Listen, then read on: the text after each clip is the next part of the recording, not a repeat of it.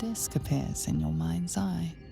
Lae'zel sees it too and considers the vision.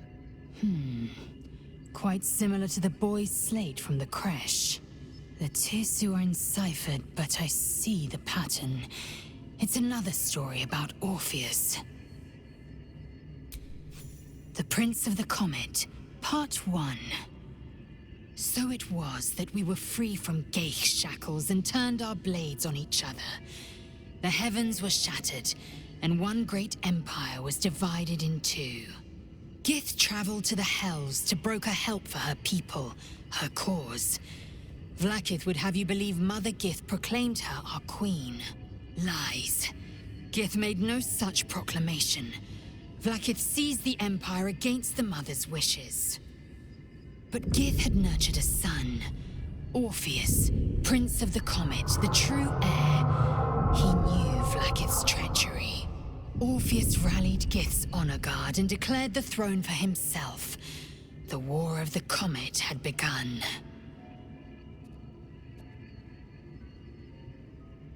Disregard this drivel. Gith declared Vlaakith queen of the Empire, and her own son defied her. Orpheus would have ceded control to the Geich.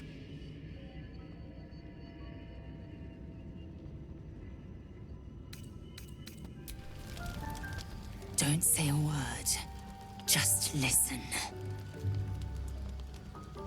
A parasite grips my mind. My own people hunt me.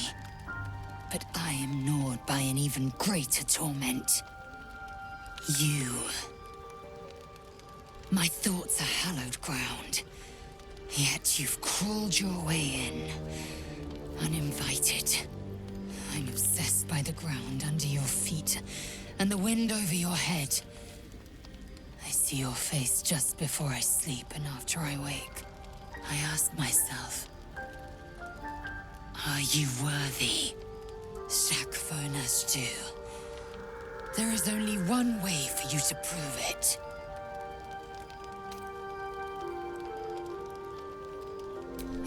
A fine sentiment, but I require more. We fight. I test you in battle. Dance with me. Bleed with me. Bruise me so that you might possess me. Do it then.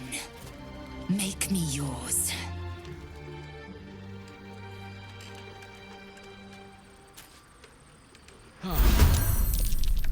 Best mate Ali, prove your excellence.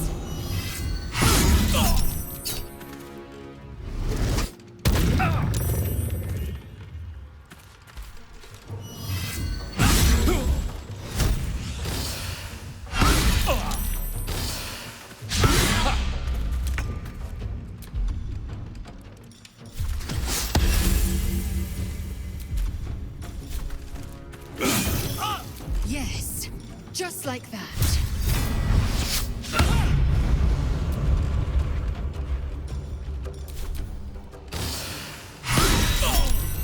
Wound me, scar me.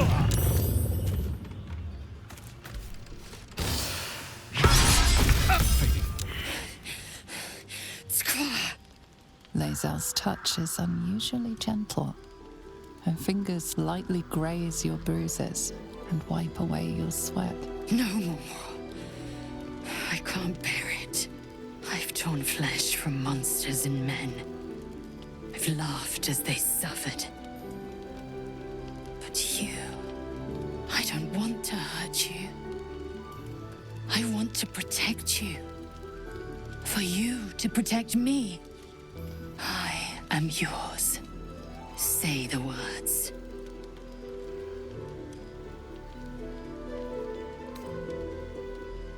Right answer.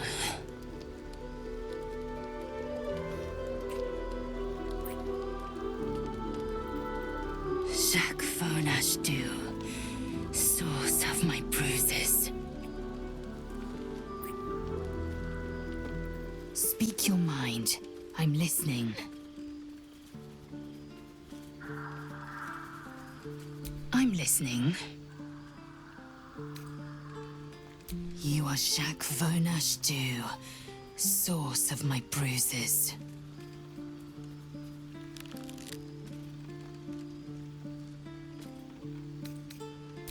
Exquisite, isn't it? The pain is a mutual promise branded on our flesh and bone. Inside your every wound lives my obsession.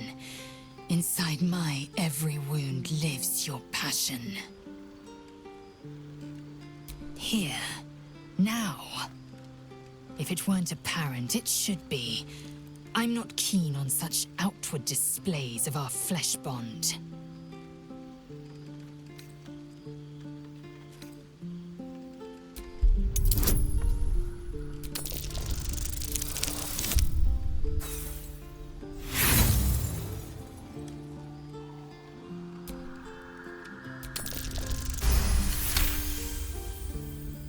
Come, let me taste.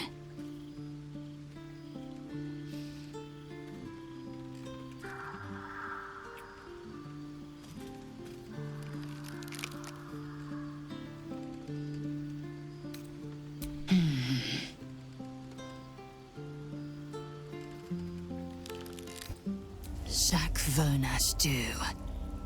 I thought I'd seen the whole of you. Mighty as Tiamat's dragons, monumental as the one in the void. But now, I see more in you still. You are iron and steel, yes, but you are also silk and satin. Soon, I would know you again. Not to claw you, but to caress you. Not to be burned in your heat, but to be bathed in your warmth.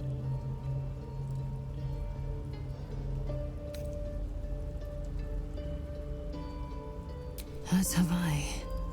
Truthfully, it took more courage to ask for a soft touch than it would to meet the gaze of the ninefold dragon. Thus far I've taunted you, devoured you, battled you. Now, I want more than anything to soothe you.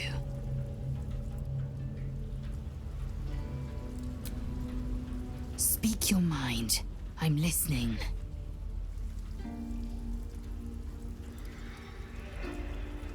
I'm listening. Here. Now. If it weren't apparent, it should be. I'm not keen on such outward displays of our flesh bond. Good.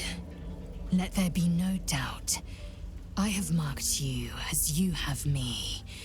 In time, we might brazenly bear our marks. That time's not yet come.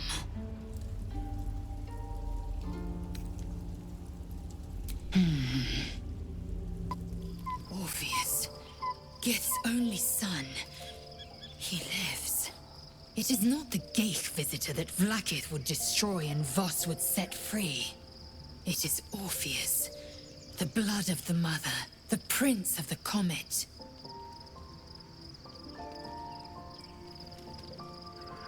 Listen close. The Emperor spoke only in half-truths.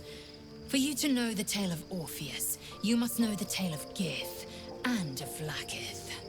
Long ago, when we rose up against our Geich slavers, Mother Gith made for the Hells to secure an alliance with the archdevil Tiamat. Tiamat gifted the Githyanki our red dragons. Gith remained in the Hells, and Tiamat's envoy proclaimed Vlaakith our ruler. The first Vlaakith of many. It is Vlaakith 157 whom my people now call Queen. Our current Vlaakith has claimed undeath and reigned for 1,000 years. But it was the first whom Orpheus tried to slay. Orpheus is Gith's only son. He led his mother's own honor guard in a coup against Vlaakith I. It was Kithrak Voss himself who slayed the prince in vicious battle, or so the Varshas teach us. Yet the Prince of the Comet's been with us, subdued by that repugnant Illithid. Should Orpheus go free, he would tear Vlaakith's empire to pieces and build new glory from the scraps.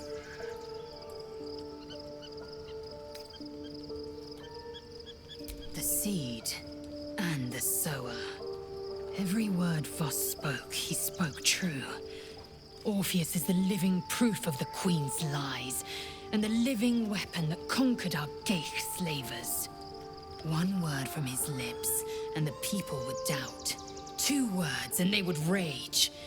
3 words, and they would bow to the true heir. If the Githyanki are to be free, the Prince of the Comet must lead the way.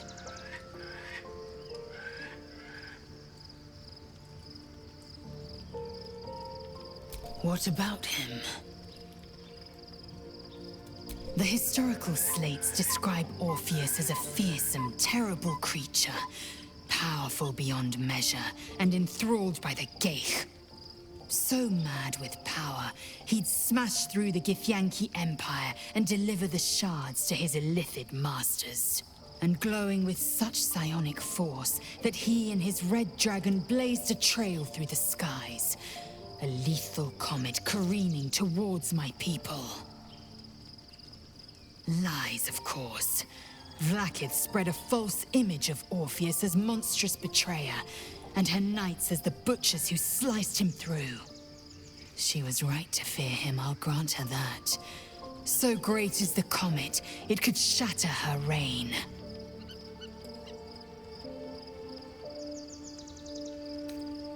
Orpheus is honor guard, loyal to the end. Trapped by Vlaakith in the same prism holding their noble prince, fruitlessly hacking at the sphere that contains him. They see us as Geich, tadpoled husks in the Emperor's thrall. I regret their deaths, but I pledge to live as they perished, in the service of Gith's son. The Emperor may be loathsome, but it's right. Orpheus can disrupt a Geich hive mind. A talent like that makes the prince a powerful shield and a powerful weapon. Why destroy a weapon like that when you can contain it in a relic and keep it for yourself?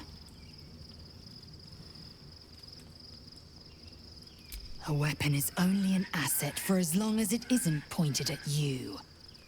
The means of Vlaakith's own end has been ripped away from her. Better to have Orpheus killed than to risk his escape. Better to risk the rise of Illithids than let the Prince of the Comet deny her the godhood she craves. Baldur's Gate at last. We should find Sharess's caress. Voss will be waiting.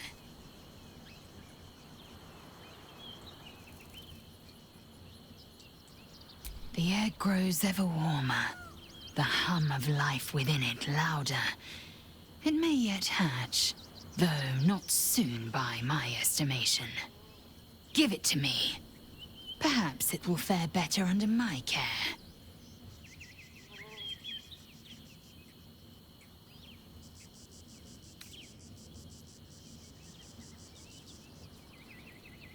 Only if you want me to roast you over a campfire, using my blade as a spit. But it is true that I feel some manner of responsibility for this unhatched whelp. After we free Orpheus, we can revisit the matter. If the egg hatches beforehand, well, we will shield it from the Lich Queen's zealots. Whatever may come, I will not let Vlaakith poison the fledgling with lies.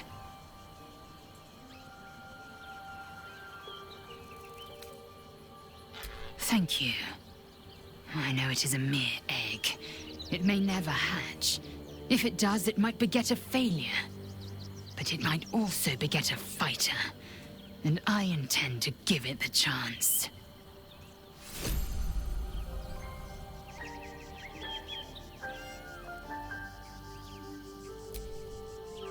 How can I assist? I'm listening. I'd like the same.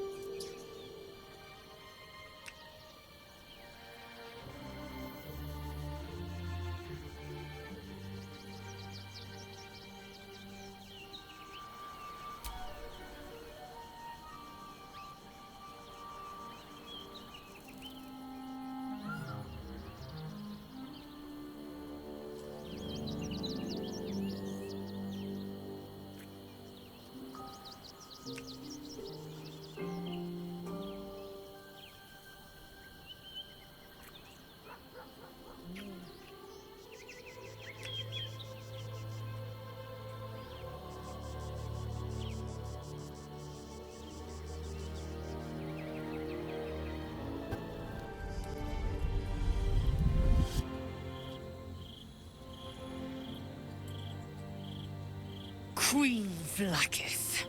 Skra! You are Hasharlak, and still you speak my name. I've seen the captive Orpheus with my own eyes. Spoken to Gestil Kithrak Voss. You lied to us. Enslaved us. The betrayer Voss lies! I have only a moment, and you, Hasharlak, will listen. We are Githyanki. We move mountains. We snuff out stars. We shake the plains. The traitor Voss has lied to you. The heretic prince would shatter us in an instant. The great dominion shrunk to the head of a pin. Can this be true? Is the Githyanki prince really a threat to his own people? Or simply a challenge to Vlaakith's rule? Return to the astral prism. Slay Orpheus the Pretender. Serve me, and I will ascend you. You will be no mere warrior, nor Kithrak. You will be Barta Vlaakith, commander of dragons. My only, my chosen. A final chance. Kneel before me. Make your promise. Lae'zel's thoughts become yours. The sight of Orpheus looms over her mind. Voss's words echo within it. She means to forever turn her back on Vlaakith.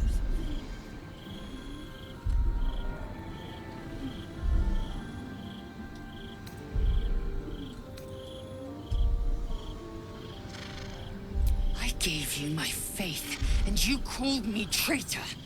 I gave you my life, and you ordered your knights to hunt me. I have witnessed too much, and you have given me too little. Finally, I can see. Orpheus will live, and I will hear his creed. This is my word. Your word is nothing! You are nothing! The Kithraki will bring you. I will tear your flesh from your bones and devour your skull's marrow while you beg for death. I will consume you. I will unmake you.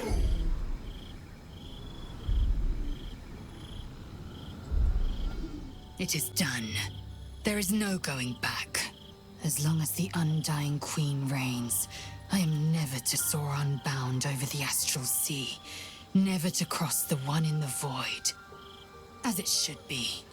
Better a short life built on truth than immortality woven of lies.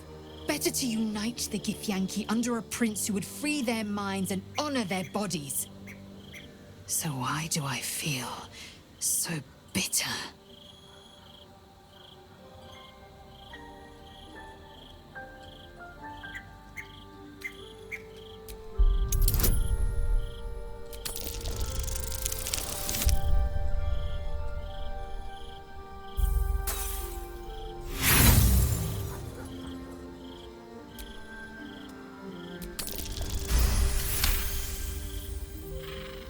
Vlaakith has upended Lae'zel's whole existence.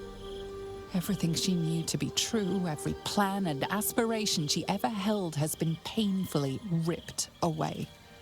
Lae'zel's bitterness is born of sadness. She is mourning the loss of the person she once was, and can never be again.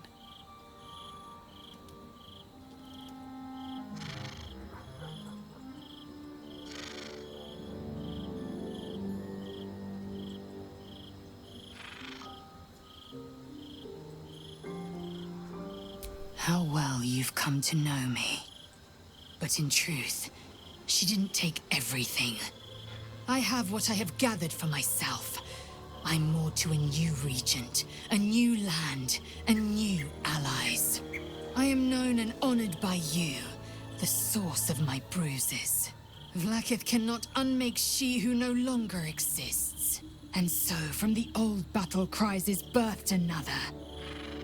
Shma Salar Orpheus, Ma Stilna Forgin in Yeri. Orpheus's will above all. May the comet blaze my path forward.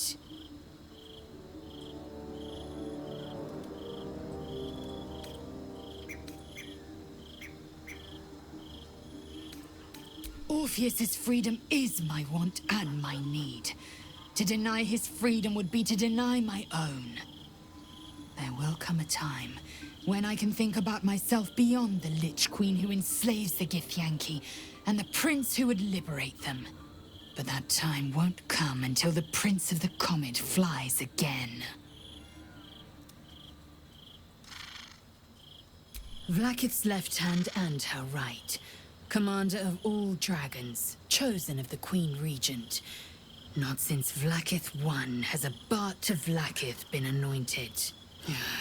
Another empty promise. Only a naive fool would believe otherwise. The kind of fool I was not so long ago. We find Voss at Sharess's caress and retrieve the key to releasing the prince. Orpheus Tough Kinazin.